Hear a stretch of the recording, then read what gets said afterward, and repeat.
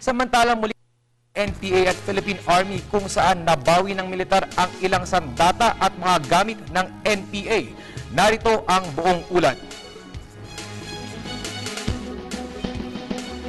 Nakainkwentro ng trupa ng 87th Infantry Battalion 8th Infantry Stormtroopers Division Philippine Army na nasa pamumuno ni Lieutenant Colonel Cirilo Balauro ang 10 armadong New People's Army sa Barangay Bugho, Pinabacdao, Samar, alas 5 ng umaga noong ika-21 ng Hunyo taong kasalukuyan. Sa report na pinaabot ni Lieutenant Colonel Balauro sa himpilan ng 8ID, ang kanyang trupa na pinangunahan ni Captain Tuginay Agoy ay nakatanggap ng impormasyon mula sa ilang sibilyan na may mga armado sa kanilang barangay. Agad nila itong inaksyonan at habang sila ay papalapit sa nasabing lugar, ay pinaputukan sila ng mga NPA na agad naman nila ang ginantihan ng putok.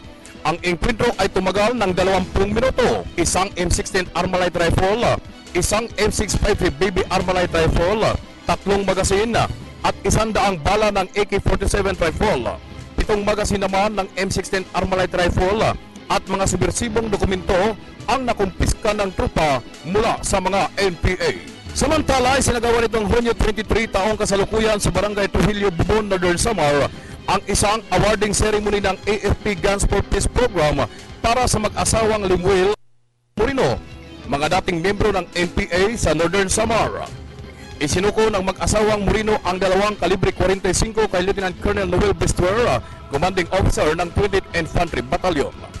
Sa ilalim ng Guns for Peace Program, ang mag-asawa ay tumanggap ng 50,000 pesos kapalit ng 2 baril. Sa nasabing seremonya, nanawagan si Limuel Moreno sa mga dating niyang mga kasama at taga-suporta na magbalik loob sa pamahalaan at tanggapin ang tulong pinansyal ng iba't ibang ahensya ng gobyerno para makapagbagong buhay. Bunga nito, sumuko ang kanyang anak na kasapi din ng NPA na si Jonathan Moreno, kilala bilang Baris o Abon, team leader ng mga NPA sa Northern Samar. Sumuko din ang 38 miyembro ng Barangay Organizing Party o BOP at 15 unit militia members kay Lieutenant Colonel Noel Bestuer, Commanding Officer ng 20IB. Napag-alamang si Limuel Moreno ang nag-organisa sa BOP at unit militia sa Barangay Iduran, Bubon, Northern Samar. Ang BOP ay isang samahang masa na sumusuporta sa mga NPA.